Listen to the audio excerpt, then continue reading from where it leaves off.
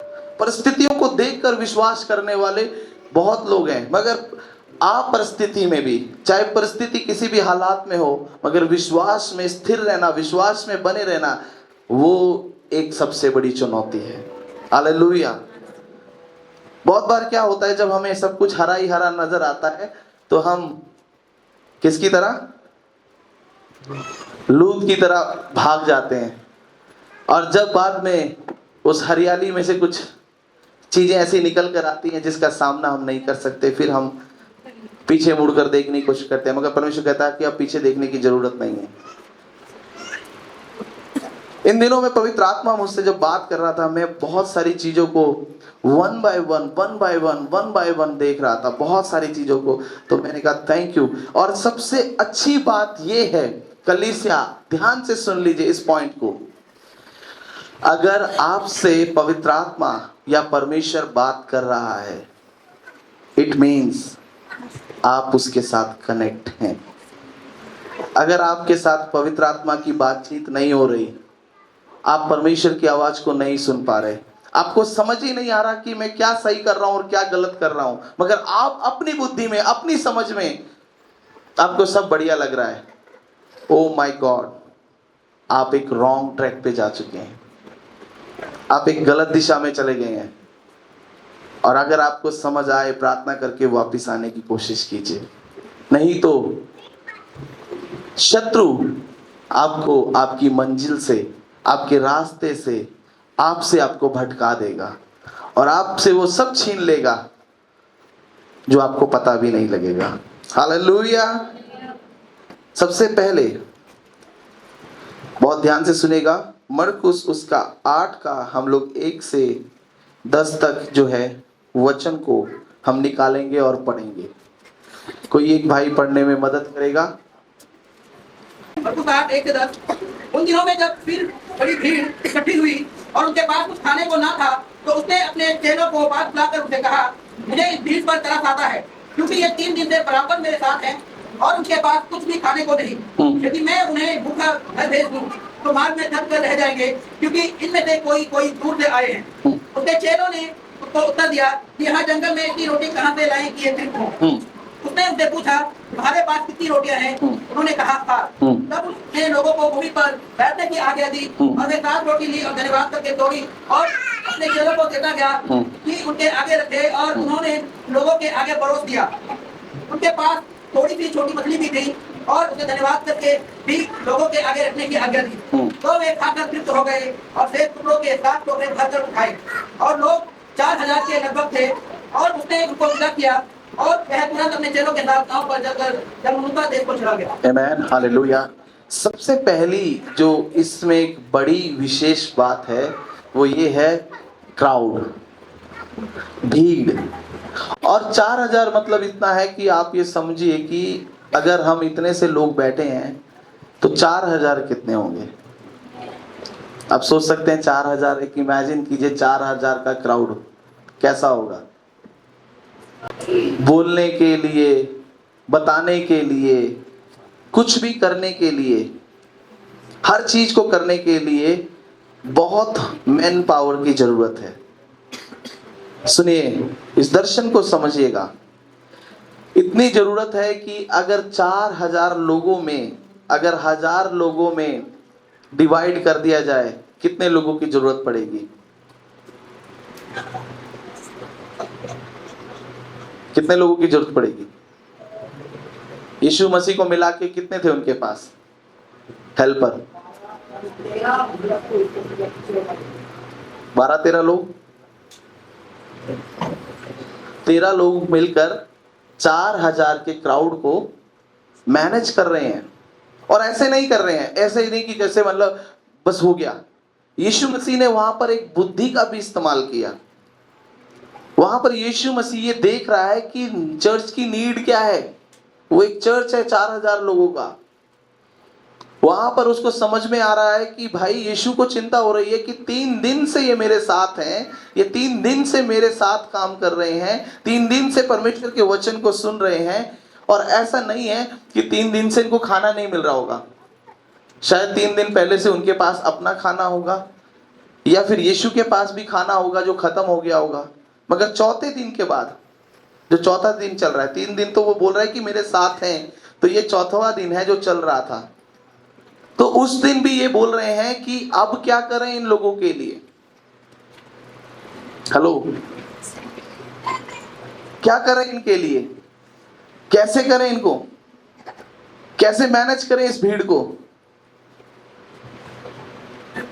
कैसे करेंगे। चेलों ने क्या बोला, प्रभु हमारे पास तो कुछ भी नहीं है, जो था सब खत्म हो गया। मगर फिर क्या यीशु मसीह उनसे बोल रहा है कि देखो कुछ तो होगा तुम्हारे पास, कुछ तो है तुम्हारे पास, कुछ तो छोटा सा कुछ तो होगा। तो उनका 7 रोटी है, तो तुमने वही लेकर आओ। जब मैं इस पोर्शन को बार बार पढ़ रहा था, ये मिरेकल भी था, मगर एक ऑर्गेनाइजिंग वे में, एक संस्था को एक संस्थापक तरीके से चलाने के लिए, आयोजन करने के लिए यीशु ने एक नमूना भी प्रस्तुत किया कि आपके पास कितने भी ज्यादा लोग हो जाएं, कितनी भी बड़ी संख्या क्यों ना हो जाए, आपको अपना धैर्य नहीं खोना है, आपको अपने विश्वास और अपने अधिकार के ऊपर मजबूती के साथ बने रहना है। आपको विश्वास करना है कि जो प्रभु आपको दे रहा है उसमें आप सक्षम हैं सब कुछ करने में। आमेन, हालेलुया। ना यीशु घबराया और ना उसने अपने चेलों को घबराने के लिए बोला, बट उसने क्या बोला कि जो कुछ है तुम्हारे पास तो लेकर आओ।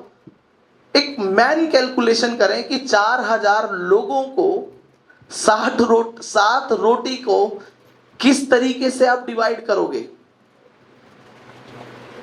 कैसे डिवाइड करोगे आप। 4000 लोगों में 7 रोटी को, अगर मैं आपके सामने यहां पर 7 रोटी लेकर आऊं, अभी भी यहां पर 100 के करीब लोग हैं, तो उनके लिए अगर हम वो रोटी को दें तो क्या 7 रोटी यहां के क्राउड के लिए पर्याप्त है? हेलो, प्रैक्टिकली बहुत सारे लोग यहां पे नाराज हो जाएंगे, पास्टर जी उसको थोड़ा बड़े वाला टुकड़ा चला गया और मेरे को इसने थोड़ा छोटा टुकड़ा दे दिया। Are you with me? आप मेरे साथ हैं? yes. पास्टर जी मेरा बच्चा भी था, वहां लोगों का मतलब क्या है? अगर आप इसका इंग्लिश वर्जन पढ़ेंगे तो मल्टीट्यूड मतलब एक भीड़ में छोटे बड़े बच्चे जवान स्त्री पुरुष सब होते हैं। आपको समझ में आ रहा है? अभी एक भीड़ ही है, इसमें जवान भी हैं, बुजुर्ग भी हैं, बड़े भी हैं, छोटे भी हैं, सभी हैं। मगर परमेश्वर जब बांट रहा है, जब दे रहा है, जब उसके चेले दे रहे हैं, जिसको भी जो टुकड़ा जा रहा है वो जैसे ही उसको खा रहा है वो संतुष्ट हो जा रहा है, उसे दूसरे की आवश्यकता भी नहीं पड़ रही है। जब हम प्रभु के भवन की बात करते हैं, बॉडी ऑफ क्राइस्ट की बात करते हैं, यीशु मसीह की देह की बात करते हैं, मेरे प्रियो, हम कौन से बॉडी ऑफ क्राइस्ट की बात कर रहे हैं? हम किस चर्च की बात कर रहे हैं?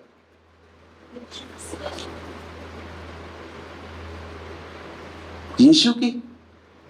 क्योंकि जहां यीशु नहीं वो कलीसिया भी नहीं, क्योंकि कलीसिया का सिर कौन है? जोर से बोले, कौन है? यीशु के बिना कलीसिया है क्या? क्योंकि वही तो इसका हेड है। तो यीशु जहां पर है उस कलीसिया का सिर यीशु है, तो जहां पर यीशु है वहां पर किसी बात की घटी हो सकती है क्या? क्योंकि परमेश्वर सब कुछ पूरा करना जानता है। और चेलों को भी कोई दिक्कत नहीं थी, क्योंकि जब यीशु ने उनसे जो पूछा उन्होंने उसका वही सवाल दिया। उन्होंने बहुत अच्छे से देखो रिप्लाई किया कि सेकंड में पढ़ते हैं, 3rd में यीशु उनको अपने चेलों को पास बुलाकर कह रहा है, मुझे इस भीड़ पर तरस आता है। हालेलुया।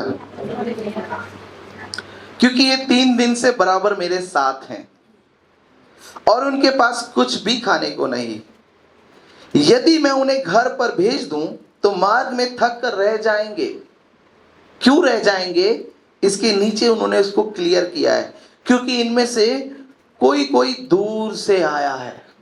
ठीक है। उसके चेलों ने उसको उत्तर दिया, यह जंगल में इतनी रोटी कहां से लाएं कि ये तृप्त हों।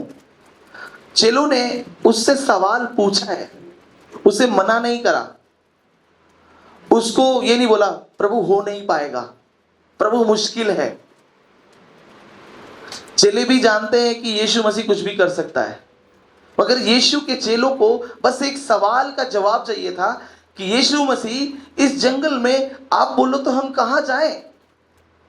मतलब क्या कहते हैं, इतने 4000 लोगों को रोटी खिलाने के लिए इतनी रोटी हम कहां से लाएं इस जंगल में। मैंने जब इस स्टडी कर रहा था, मैं इस प्लेस के ऊपर मैं स्टडी कर रहा था, तो मैं जब देख रहा था ये प्लेस एक ऐसा प्लेस है, एक साइड से पूरा रिवर साइड है और दूसरी साइड से थोड़ा सा प्लेन है, देन उसके बाद ये पूरा पहाड़ी क्षेत्र है। तो 4000 लोग जो हैं वो भी कंफर्ट नहीं है, आरामदायक नहीं है। वो ऐसी जगह पर है जहां पर आधी जगह गीली है, आधी जगह सूखी है और आधी जगह ऊपर खाबड़ है। वो ऐसे स्थान पर बैठकर 3 दिन से परमेश्वर के वचन को सुन रहे हैं, क्योंकि ये जिसके पास आए थे इनकी एक ही आशा थी कि प्रभु मेरी बस ये आशा पूरी हो जाए, मुझे इस खाने पीने से, इन चीजों से कोई भी लेना देना नहीं, जिंदगी भर मैंने इसके लिए किया है। आज जिसके सामने मैं बैठा हूं या जिसको मैं मिलने आया हूं, जिसके सामने मैं हूं, वो जीवनदायक प्रभु है। क्योंकि मैंने सुना है कि तू मुर्दों को जिंदा करता है, मैंने सुना है तू अंधों को आंखें देता है, मैंने सुना है तू लंगड़ों को चलाता है। वो भीड़ इसीलिए आई थी, यीशु को देखने के लिए, यीशु को सुनने के लिए, यीशु को मिलने के लिए। उनकी भूख प्यास सब यीशु थी, इसलिए वो 3 दिन तक भी सरवाइव कर पा रहे थे।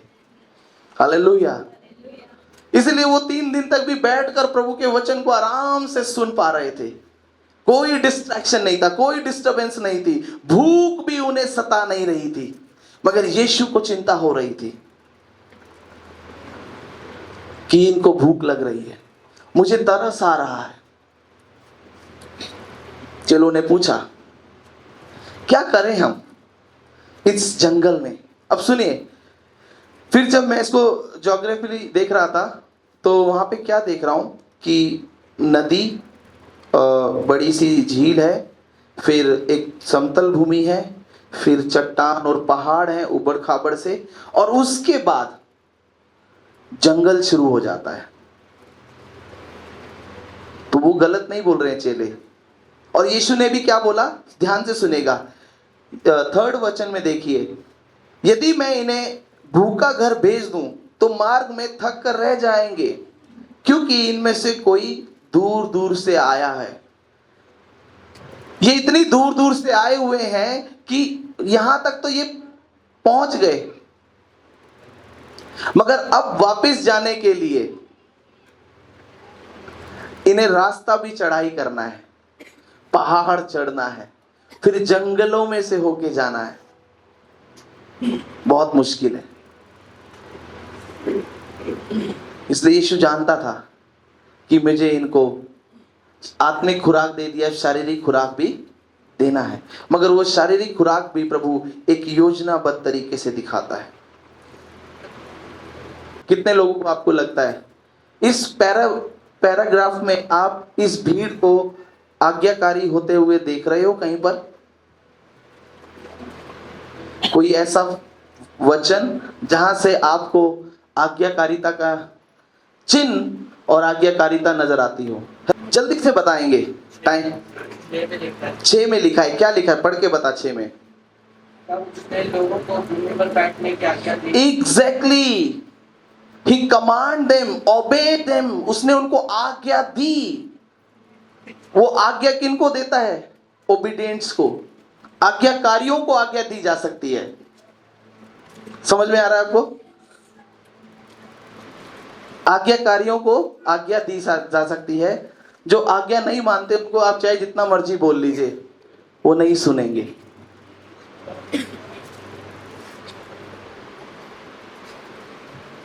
चर्च आपको समझना है, मिरेकल मिरेकल, चंगाई चंगाई आप देखना चाहते हैं, but you have to be obedient in word of God. प्रभु के वचन में आपको आज्ञाकारी होना पड़ेगा, जैसा प्रभु आपको बोल रहा है, जैसा प्रभु आपको कह रहा है। क्योंकि ये भीड़ 3 दिन से उसको सुन रही है, और जब वो सुन रही है तो वो उसको देख पा रही है कि यीशु का मेरे जीवन के अंदर क्या पर्पस है, व्हाट ही वांट, क्या चाहता है वो मुझसे। मुझसे प्रभु क्या चाहता है, आपसे प्रभु क्या चाहता है? पहली चीज, आज्ञा में चलना, आज्ञा में बने रहना। क्या मैं और आप वाकई में उसकी इच्छा पर चल रहे हैं? हेलो, यहां बैठे सबसे मैं पूछ रहा हूं, क्या मैं और आप उसकी इच्छा पर हैं? क्या हम चर्च की आज्ञा को फॉलो कर रहे हैं? अभी हमने क्या बोला? यीशु कलीसिया का और हम शरीर हैं, we are the body, Christ is the head. तो क्या मैं और आप यीशु की आज्ञा पर चल रहे हैं, जैसा वो कहता है, जैसा वो चाहता है, जैसा वो मुझ में और आप में देखना चाहता है? क्या मैं और आप उस पर कर रहे हैं? उसने भीड़ को क्या बोला? आज्ञा दी बैठने की। 3 दिन से सुनने के बाद, 3 दिन से प्रभु के साथ वचन को सुन रहे हैं, और चौथे दिन फिर से भीड़ को बोल रहा है बैठ जाओ। भीड़ में से बहुत सारे, आज्ञा में बने रहना। एक एक व्यक्ति, ये भीड़ क्यों तृप्त हुई? सुनिएगा ध्यान से, मेरा अगला सवाल ये है, ये भीड़ क्यों तृप्त हुई? कभी कभी आप शादी में जाते हैं ना, सुनिएगा ध्यान से, शादी वाले बेचारे बहुत खर्चा करते हैं। शायद ऐसा भी होता है कि वो अगले कर्जा लेकर शादी करवाते हैं। मगर मैं बहुत सारे ऐसे शादी में जाने वाले लोगों को जानता हूं जो मांग के शर्ट पहन के जाते होंगे, कपड़े भी अड़ोस पड़ोस के मांग के जाके पहन के जाते होंगे, मगर शादी में जाके ना ऐसे चौड़ बन के दिखाते हैं कि पता नहीं कितने बड़े घर के राजा रईस हैं। और वो पता क्या करते हैं? शादी में जाते कंप्लेंट क्या करते हैं? टिक्की मजा नहीं आया, सस्ता टिक्की था। ड्रिंक्स देखो कितना लोकल मंगा रखा है, ये देखो कितना सस्ता है, ये देखो वो कितना ऐसा है। कुड़कुड़ाने वाले जो से बोले क्या, हाँ, इसका मतलब वो संतुष्ट कभी नहीं होंगे, नेवर एवर, वो कभी भी संतुष्ट नहीं होंगे। उनकी लाइफ में चाहे जितना मर्जी अच्छा वो शादी के भोज में चले जाएं, क्योंकि आदत है। बट यहां पर जब मैं इस भीड़ को देख रहा हूं, ये उस टुकड़े में संतुष्ट हैं, दे आर सेटिस्फाइड, क्योंकि इन्हें पता है कि 3 दिन से हम साथ में हैं और चौथे दिन हमारे पास कुछ भी नहीं है, बट अब जो आ रहा है इसमें पिता का धन्यवाद हो कि हमारे पास जो है उसमें हम संतुष्ट हैं और इसके द्वारा हम तृप्त किए जाएंगे।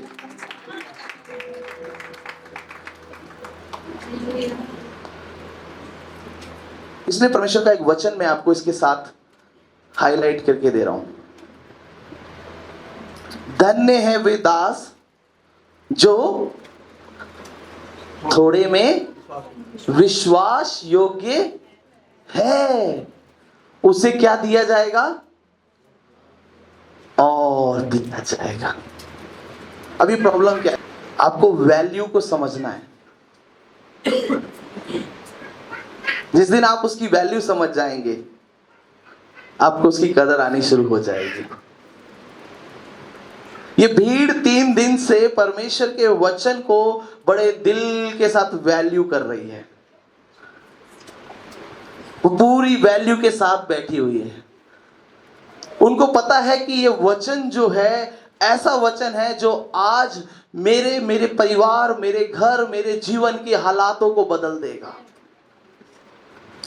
जिसके सामने हम खड़े होकर परमेश्वर का वचन सुन रहे हैं, वो एक ऐसी क्षमता रखता है कि वो हृदयों को बदल सकता है, परिस्थितियों को बदल सकता है। ये मौका फिर हमें नहीं मिलेगा। पता नहीं कितनी दूर दूर से लोग एक्सपेंस करके, खर्चा करके क्यों आ रहे हैं। लिखा है वहां पे, यीशु ने लिखा है कि लोग, मैं नहीं चाहता हूं कि वो खाली जाएं। उन्होंने मिरेकल्स देखे। आप इसके आगे के चैप्टर्स को देखो तो वहां पे मिरेकल्स ही मिरेकल्स वो भीड़ देख रही है। ये भीड़ एकदम नहीं गई है। इस भीड़ ने बहुत सारी चीजों को होते हुए देखा है, मगर ये मिरेकल्स के साथ साथ फिर भी परमेश्वर के वचन को सुनने के लिए भी बैठी हुई है। खाली चंगाई को देखने के लिए नहीं बैठी हुई, परमेश्वर के वचन को सुनने के लिए, परमेश्वर के वचन को आदर देने के लिए बैठी हुई है। वैल्यू। इसलिए परमेश्वर के वचन में लिखा है, तुम मेरा आदर करते हो तो तुम्हारा ऑटोमेटिकली आदर हो जाता है। और ये बाइबल का एक सिद्धांत है, किंगडम पैटर्न है। You honour him and you will get honour through back. आप आदर दीजिए और आपको आदर वापिस मिलेगा। ध्यान से सुनेगा। ये भीड़ जो है ओबीडियंस को फॉलो करती है ताकि दे मे गेट सेटिस्फाइड। ये जो भीड़ है प्रभु को ओबे करती है ताकि ये सेटिस्फाई हो जाएं, ये लोग संतुष्ट हो जाएं। असंतुष्टि के जीवन में ना जिए, बढ़ाओ। क्योंकि जैसा इनको बोला गया वैसा इन्होंने किया। ये लोग 4000 थे, बिखरे हुए, कोई पहाड़ की चोटी पर, कोई नीचे, कोई समुद्र नदी के पास, कोई इधर कोई उधर। और चेलों को देखना बड़ा मुश्किल हो रहा है। अरे यार क्या करूं मैं, उसको बुला रहे हैं तो इधर से ये भाग रहा है, इधर से इसको बुला रहे हैं तो ये नहीं रुक रहा है, ये टिक रहा है, बहुत डिस्टर्बेंस। यीशु देख रहा है, भाई ऐसे नहीं चलेगा। हेलो पतरस, योना, अंद्रियास, सारे इधर आओ, पहले इधर आओ, कम इधर, कम हियर। एक काम करो, 4000 लोगों को सिस्टम से बिठाना शुरू करो। ऐसे तुम किस किस के पास भागते जाओगे, किस किस को रोटी का टुकड़ा दोगे, कोई छूट गया तो फिर कैसे ध्यान दोगे। इसलिए क्या करो, जैसे मैं तुम्हें आज्ञा दे रहा हूं वैसे तुम इन्हें आज्ञा दो। सिट प्रॉपरली, सही से बैठे, क्योंकि परमेश्वर का वचन आपको दिया जा रहा है। अपने हृदय को खोलें, स्वीकार करना शुरू करें। सेकंड स्टेप में हमारे एक्सेप्ट, स्वीकार करना। आप यहां पर आते हैं, आप यहां पर बैठते हैं, बट जब आप यहां आके बैठते हैं, अगर आपने इस चर्च को अभी तक स्वीकार नहीं किया है, आपने इस चर्च की टीचिंग को अब तक स्वीकार नहीं किया है, एज ए पास्टर आपने अपने स्वीकार नहीं किया है, then nothing can going to happen, कुछ भी नहीं होगा। इसलिए परमेश्वर का वचन क्या कहता है, ग्रहण करो भेजने वाले को। आमेन। आप मेरे साथ हैं? भेजने वाले को क्या करो, क्योंकि वो जो टुकड़े रोटी के लेकर आ रहे थे, वो बड़ी भीड़ उन्हें ग्रहण कर रही थी। हालेलुया। प्रॉब्लम पता क्या है, हम चर्च के साथ होते हुए भी चर्च के साथ नहीं है, क्योंकि हम ग्रहण नहीं कर रहे उन बातों को। इसीलिए हमारे बीच में कॉन्फ्लिक्ट है, इसलिए हमारे मतभेद हैं, इसलिए हमारी जो माइंडसेट है वो डिफरेंट है, इसीलिए हम अलग हैं, हम संतुष्ट नहीं है, क्योंकि we are not connecting with church. यीशु की बातों से, यीशु की चीजों से, यीशु की शिक्षा से कनेक्ट नहीं है। इसलिए उनको पहले बिठाया गया, फिर परोसा गया। आपको समझ में आ रहा है? ऐसे देयर इज समथिंग, हम लोग कुछ और चीजों को भी हम पढ़ते हैं। उनके पास थोड़ी सी छोटी मछली भी थी और उसको धन्यवाद करके उन्हें भी लोगों के आगे रखने की आज्ञा दी। This is also very powerful. मैं इस वर्ड को भी सब पढ़ रहा था, बड़ा पावरफुल है। एक तो रोटी कम है, रोटी कितनी है? 7, और मछली भी क्या है? बहुत थोड़ी सी है। मतलब रोटी के मुकाबले मछली उससे भी बहुत कम है। अब सोचिए, आपके पास 50 लोग हैं, रोटी है 15, मगर जो आपके पास सब्जी है वो कितनी है? 1 कड़छी। 100 लोग, 15 रोटी और सब्जी। तो आप उस कड़छी को, सब्जी को जो उस चम्मच में लगी हुई है, उसको देखकर व्हाट यू फील, आप कैसा अनुभव करेंगे? कैसा महसूस करेंगे? धन्यवाद दोगे आप उसे? आप उस टाइम कोसोगे मैं नहीं खाता तो एक व्यक्ति का और हो जाता। फिर उधर से अपने बच्चों को बोलोगे 2 बार खा के गई, मना भी किया था। फिर तो उसको भी रोकोगे, तेरे को भी मना किया था। आप एक दूसरे को कोसने लग जाओगे, क्योंकि आपने बनाया तो था बट वो खत्म हो गया। और जब खत्म हो गया तो आप उस टाइम पे नेचुरली, स्वाभाविक रूप से आप आराधना नहीं करोगे, प्रार्थना नहीं करोगे, सबसे पहले एक दूसरे को बोलना शुरू करोगे। फिर जब मूवमेंट, आपके पास चीजें थोड़ी सी रह जाती हैं तो आप वहां पर क्या कर रहे हैं? कुड़बुड़ा रहे हैं, मरमरिंग कर रहे हैं, आप दोष दे रहे हैं। मगर यहां पर देखिए एक और ब्यूटीफुल चीज, रोटी तो है ही छोटी सी, मगर जो चीज लेफ्ट ओवर रह गई है थोड़ी सी, उसको भी कैसे दे रहे हैं? देखिए, सुनिएगा ध्यान से। उसके पास थोड़ी सी छोटी मछली भी थी, मछली थोड़ी सी और छोटी सी, मतलब सारा कुछ उन्होंने बता दिया, पूरी पिक्चर। अब आपको खुद इमेजिन करना है, खुद समझना है। कई बार परमेश्वर के वचन को समझने के लिए ना आपको बुद्धि की नहीं, आत्मा की जरूरत है। आमेन, हालेलुया। तो यहां पर क्या कर रहा है कि उसने धन्यवाद करके उन्हें भी लोगों के आगे रखने के लिए कहा। चेले बोल रहे होंगे ऐसे करके, देखो रोटी तो समझ में आती है, 7 हैं, इस सब्जी को किस तरीके से बांटूं? मेरे पास तो चम्मच का भी हिसाब नहीं है। मछली की आंख दूं, पूंछ दूं, कान दूं, क्या दूं किसको? 4000 में। आप मेरे साथ हैं? मैं दूं तो क्या दूं? चेले भी एक दूसरे को कह रहे होंगे, तू ऐसा कर, तू जाके बांटा। अरे बांटते बांटते अगर आधी रह गई तो 4000 में से मैं 2000 को भी चलो एक एक छोटा छोटा टुकड़ा भी देता हुआ आऊंगा, तो बाकी 2000 तो मेरे ऊपर आ जाएंगे, कहीं वो मुझे ही ना कुछ खाने लग जाएं।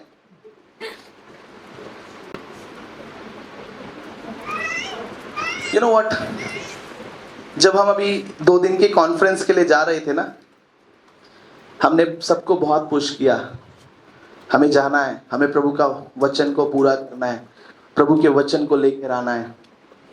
शत्रु को भी पूरा पता था, सिलेंडर का अकाल, करो मीटिंग, चीजों की व्यवस्था ना होना, सारा कुछ बहुत, और सबसे बड़ी बात पैसों का भी बहुत बड़ा अभाव। और मैं जब बात कर रहा हूं कैसे करेंगे, कैसे करेंगे, कैसे होगा, मैं नेपाल से बैठकर सारी पिक्चर को समझ रहा था। शत्रु ने मुझसे बोला, तेरी टीम को मैंने बिल्कुल सेट कर दिया है, तेरी टीम के लोग, तेरे चर्च के लोगों को मैंने बिल्कुल सेट कर दिया है, ना उनके अंदर ग्रहण करने की आत्मा है और ना विश्वास की आत्मा है। तू कितनी कोशिश कर ले, तू नहीं कर पाएगा। मैं उस होटल में बैठ के रोने लगा। राजू भाई को पता है, राजू भाई मैं कितने दिन तक रूम के अंदर रहा, लगभग 3-4 दिन तक, उनमें से शाम को थोड़ी देर के लिए बाहर आपके साथ निकलता था। कितनी बार आपने मेरे को बोला कि मैं आपको घुमाना चाहता हूँ, ले जाना चाहता हूँ, मैं दिखाना चाहता हूँ? मैं नहीं निकला। आई नीड टू पे, मुझे वो मूल्य चुकाना था। मैं प्रभु के पास गया, मैं रोने लगा। क्या ये मीटिंग नहीं हो सकती? मुझे कोई जवाब नहीं आ रहा था, मगर मेरे पास वचन था। मैं वचन को घंटे घंटे पढ़ता, घंटों घंटों पढ़ता, घंटों घंटों पढ़ता, क्योंकि मुझे उसका वैल्यू पता था कि कुछ तो करनाल में होने वाला है। मैं प्रार्थना कर रहा हूं, प्रभु के आगे बैठा हूं, कह रहा हूं कि ये थोड़ा सा है, ये बिल्कुल थोड़ा सा है, थोड़ी सी चीजें हैं, थोड़ा सा सब कुछ है, मगर मैं विश्वास बड़ा कर रहा हूं कि प्रभु तू करेगा, तू कुछ अद्भुत करेगा, तूने करना है। मैं प्रार्थना कर रहा हूं, प्रार्थना कर रहा हूं, प्रार्थना कर रहा हूं। 3rd डे मैं प्रार्थना करके उठा। कुछ प्रार्थनाओं के उत्तर मुझे मिलने लगे। मैंने पिता को धन्यवाद देना शुरू किया। मैंने कहा, प्रभु धन्यवाद, जो मेरी प्रार्थनाओं को सुन रहा है, तू मेरे साथ खड़ा है। चाहे मेरे साथ कोई खड़ा हो या ना खड़ा, चाहे मेरे को कोई समझे या ना समझे, मगर मैं ये विश्वास के साथ कहता हूं कि मैं कुछ बड़ा देखने जा रहा हूं।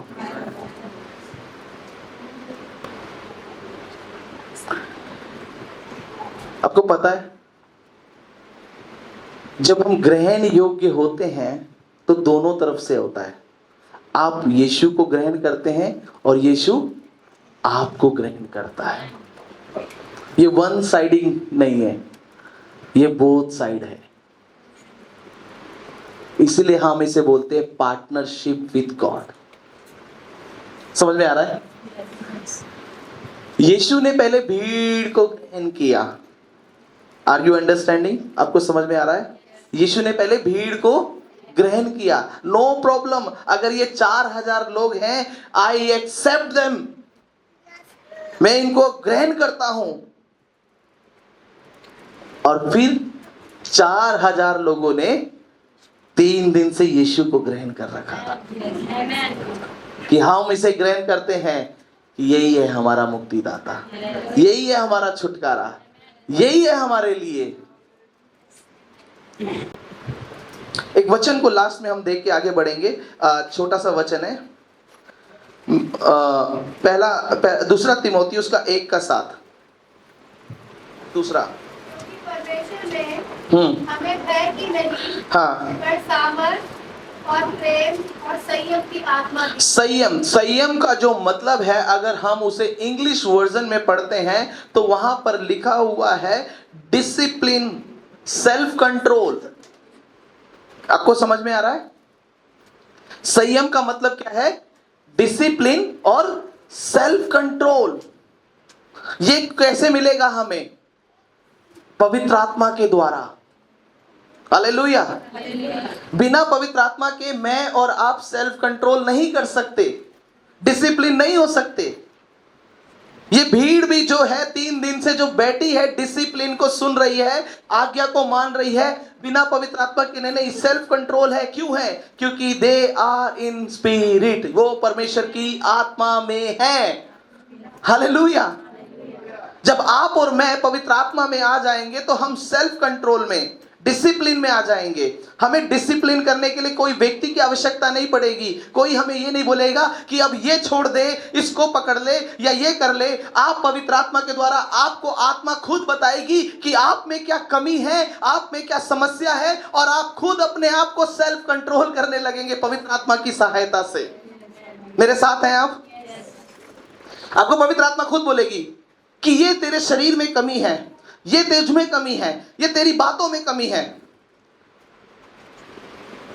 इसलिए तो यीशु मसीह ने उस नवयुवक को एक ही बात बोला, सारी बात तो ठीक है, तुझ में एक ही बात की घटी है, एक ही बात की घटी है। आप सब ठीक हैं, आप प्रभु के साथ बहुत अच्छे हैं, आप सब कुछ अच्छा कर रहे हैं, कहीं ना कहीं एक बात की घटी है और उस बात को शत्रु जानता है। अभी संजय भैया नहीं है तो मैं एक किसी से बोल रहा था, सपोज आइजैक अभी हमारे चर्च में नया भाई है, इसको मैं टारगेट कर लेता हूं आज। आइजैक ने मेरे साथ प्रॉमिस किया कि मैं हर संडे कीबोर्ड बजाऊंगा। ठीक है आइजैक, मैं डन समझू? अभी नहीं बोल रहा। तो अभी क्या है, ये हर संडे कीबोर्ड बजाना चाहता है, ये स्किलफुल है,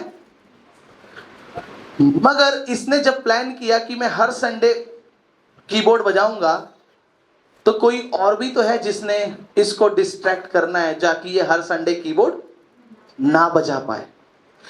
अब सुनिएगा ध्यान से, आइजैक को शायद ये नहीं भी पता कि मैं जो कीबोर्ड बजा रहा हूं, इस कीबोर्ड को बजाते बजाते मैं प्रभु के साथ इतना कनेक्ट हो जाता हूं, इतना कनेक्ट हो जाता हूं कि प्रभु मुझे अब मेरी लाइफ को, मेरे स्पिरिचुअल लाइफ को, मेरे जीवन को एक नेक्स्ट ग्रोथ में लेके जाने वाला है। मैं बदलने जा रहा हूं क्योंकि परमेश्वर मुझसे इतना प्रसन्न हो रहा है।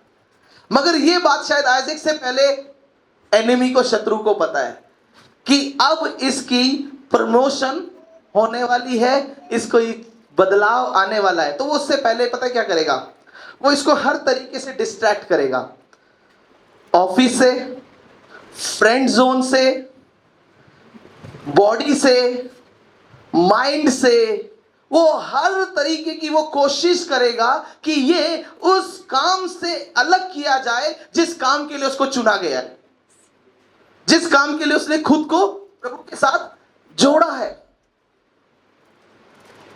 पूरा डिस्ट्रैक्ट करेगा और फिर अगर ये उसमें बना रहा तो ये डेफिनेटली नेक्स्ट ब्लेसिंग में चला जाएगा। मगर अगर इसने शत्रु को, एनिमी को सुनना शुरू कर दिया, उसकी हां में हां मिलाना शुरू कर दिया, उसको स्पेस देना शुरू कर दिया, तब एनिमी इसका जो ब्लेसिंग पोर्शन है वो इससे चुरा लेगा और इसको उसी कंडीशन पे छोड़ देगा जिस कंडीशन में ये है। इसीलिए जब आप कुछ भी प्रॉमिस प्रभु के साथ करते हैं, आपसे पहले शत्रु उस प्रॉमिस को सुन लेता है कि आप ये करने जा रहे हो, मैं आपको करने नहीं दूंगा। आपका spiritual life, mental life, physical life, सबको वो बहुत डिस्ट्रैक्ट कर देगा ताकि आप ये कार्य को ना कर पाए। इसीलिए सेल्फ कंट्रोल पवित्र आत्मा के द्वारा होना बहुत ही जरूरी है।